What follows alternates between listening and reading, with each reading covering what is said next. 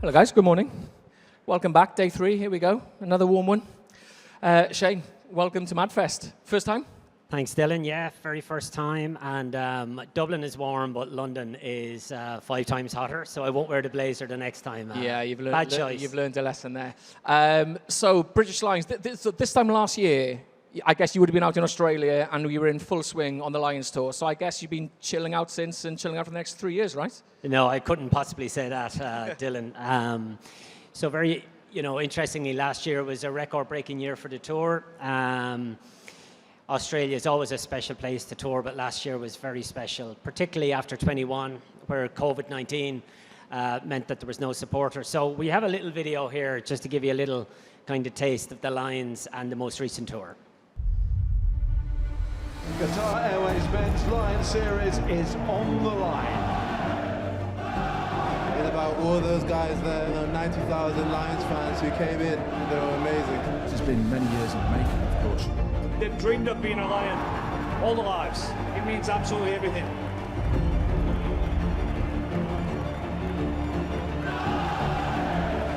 But this has been the best experience of my life.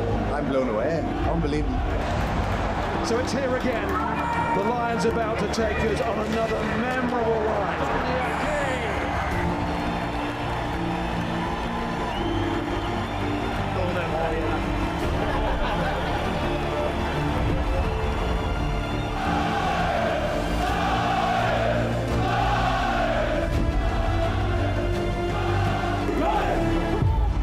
It's where the Lions said they wanted to be.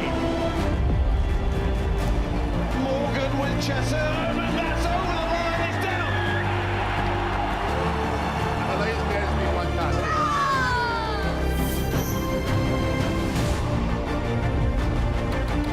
Well done, thanks, guys.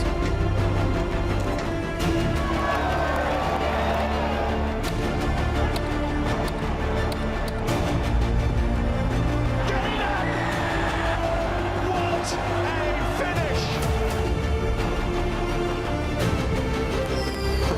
Great sporting cathedral. 2, 3, the line is down. A dreamlike moment.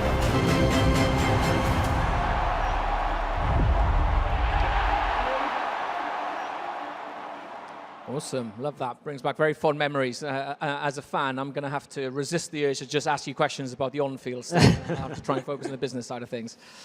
Anything you want to say about that one? Or? No, I hope it gives you a sense of how incredible the Lions is. I've worked since 2012 at the Lions, feel very proud to work for the organisation. And I think the thing that really kind of, if I'm asked the most important aspect of it, is it's the unity of it. There's very few teams now that doesn't have certain barriers, certain divisions. Very proud that Irish, English, Scottish and Welsh players play as a united group to go to the other side of the world. So for me, it's the best team in the world. Yeah, rightfully so. So you're a right shoulder that only competes once every 4 years, and in that within a 6-week period, discounting the women's tour that's coming up, which we will get to shortly. So how do you keep the brand alive and relevant in that time in between tours?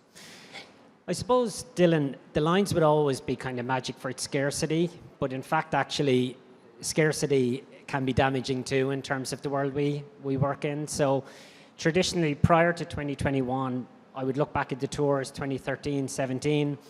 A couple of months leading into the tour, you would start activating, and then once the tour ends, it's over. Similar to the likes of the Olympics, etc.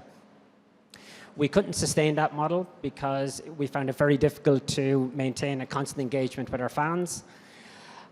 So we were here today, gone tomorrow. So there's a couple of tactics we really used. 2021, even though it was COVID-19, we had a brilliant head coach in Warren Gatlin, who access is so important for us. If we don't get access from the players, from the head coach, and that's not always a given in a challenging environment. And Warren was brilliant in allowing us to open the environment to the public. So in terms of the build-up, the 2 years since he was appointed, we were able to consistently deliver content to our fans, which we never did that far out in advance before. We treated every milestone like a very massive event. So for example, our squad announcement, which very special part of the Lions tour, which happens around 3 months prior to the tour. where you select the 40 players that will play for the Lions. That actually has started to become an event, and a really big event. So rather than us just announcing a squad via social media, we now have an in-person event with around 2,000 spectators watching the players being announced. And if you look, going back to 1989 and previous tours, players found out in teletext whether they were picked in the squad or not. So that's just a small example of making sure all those big milestone moments are treated like hero moments. And the squad announcement was more engaged than actually the first test against South Africa in 21 and in 25 against Australia. Outside of that, our relationship with our commercial partners would have in the past generally been approximately around 1 year, 2 years. Now those relationships are longer. And we'll speak about the women's tour a little bit later, but the fact that we have a women's tour now means that we're every 2 years, so we've become an always-on proposition. You mentioned there the access to the players that Warren Gatland, stepped up when it came to that COVID tour.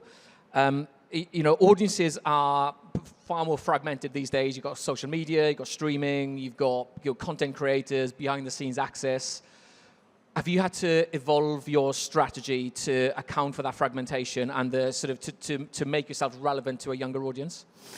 Well, just to give you an insight, the team that would travel from a communications perspective with the Lions was in the past around 4. It's almost 15 now.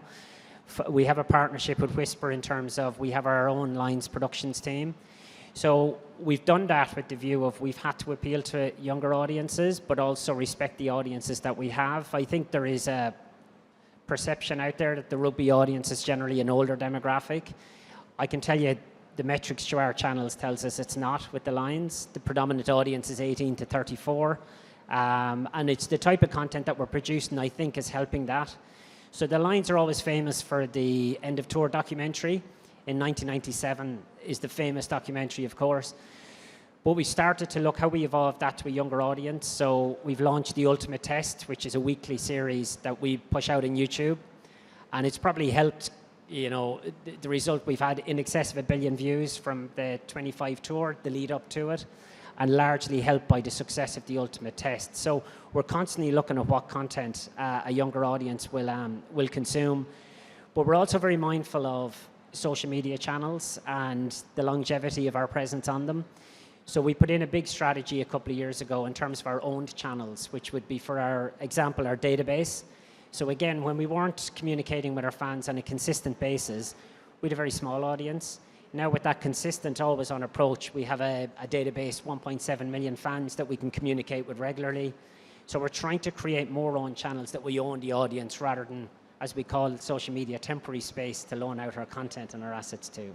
I feel as though for the last tour out in Australia, I was way more aware of the brand activation, mainly the Howdens activations that I keep seeing. I'm not sure whether it's because I work in the industry or maybe because there's like social media is more always on. But have you had to adapt the way that you're working with your sponsors to try to help them to extract as much value from that as possible? Definitely, because the partners have a short window to really activate. And look, even though they might come in for 2-3 year partnerships, it's all about the lead into the tour. So I think by creating the likes of the innovative squad announcement, so our head coach announcement, for example, which was announcing Andy Farrell as the head coach, we held that at the offices of Howden.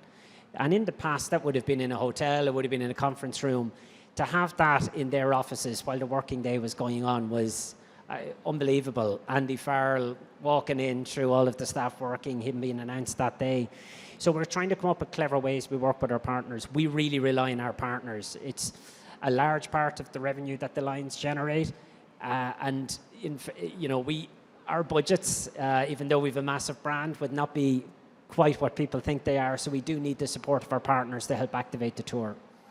So we talk about Howdens and partners. So let's move on to the women's tour because they have come on board as a partner for that as well. Tell us a little bit about the women's tour next year. The women's tour is an unbelievable addition to the Lions story. It's something we're extremely proud of, probably the biggest moment in Lions history. So we launched the inaugural Lions Women's Tour 2 years ago. In the same month, we announced Andy Farrell as head coach of the Lions men's team. The reaction to it was incredible. And we're touring next year to New Zealand. We'll be playing the Black Ferns. The squad will be announced next June, and it'll be the very first squad, the very first captain. We recently announced the head coach is Joe Yap, a former Red Rose, former head coach of the Wallabies, represented in the World Cup. And the reaction to that was incredible. I love the men players, but I have to say you have to give them a bit of a kick to do things. The engagement days we've held with the women's players, they are so proactive in terms of using their own channels. You know, there's no complications. They really want to promote the fact that they're associated with the Lions. They're very proud of that fact.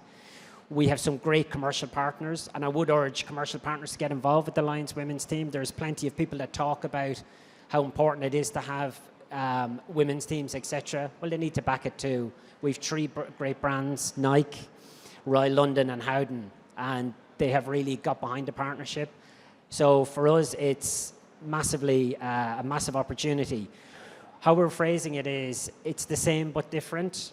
We don't use the phrase, well, the men's did this in 25. We have to think about this as a completely different product. And I just think it's going to be so much fun. We'll also have a pre-tour fixture in the UK before we go, which is going to be announced in September. And I'd urge everyone to go to that. It's going to be a very special moment in the history of the Lions. Yeah, good stuff. So the Lions represents 4 nations, all with sort of distinct, passionate fan bases. The Welsh being the best, of course. Of course, the Irish, a close second. Yeah. So how do you create a marketing strategy that unites those audiences under one brand while respecting the traditions of each individual nation?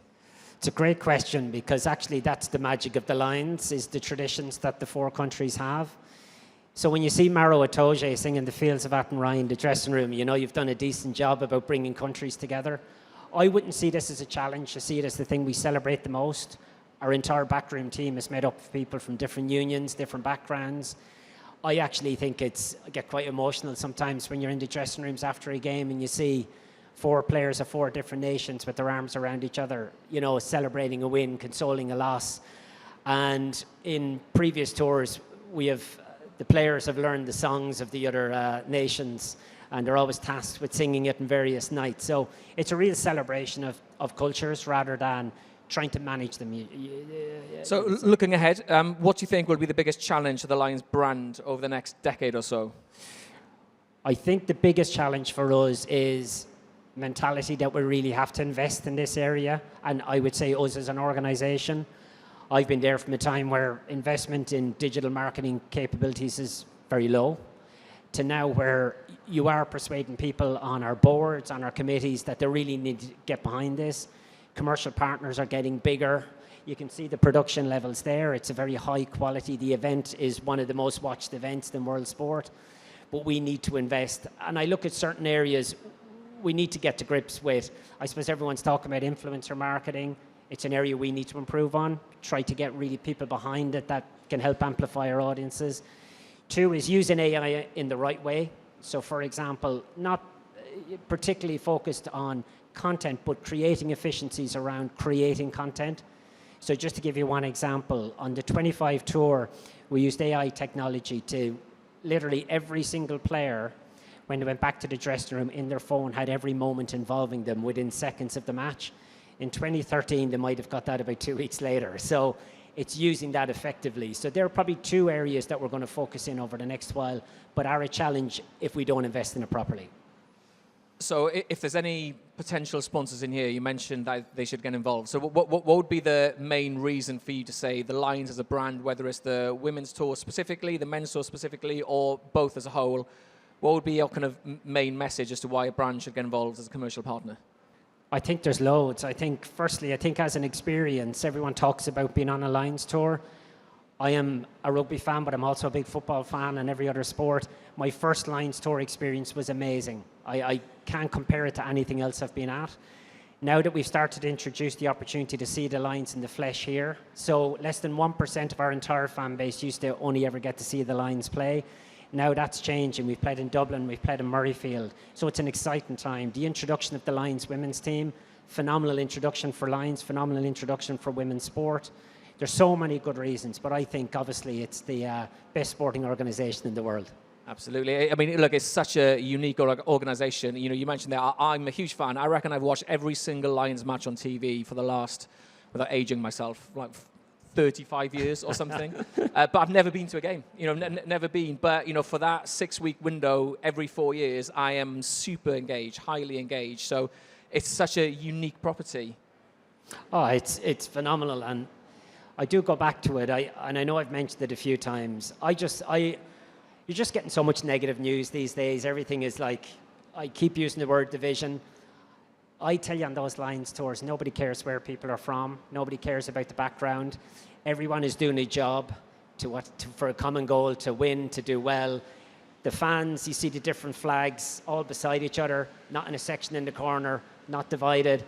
For me, that's what's really, truly special about the Lions. I think that's very unique. Yeah, and for a brand, it's quite rare to have that, such an engaged audience for such a small period of time.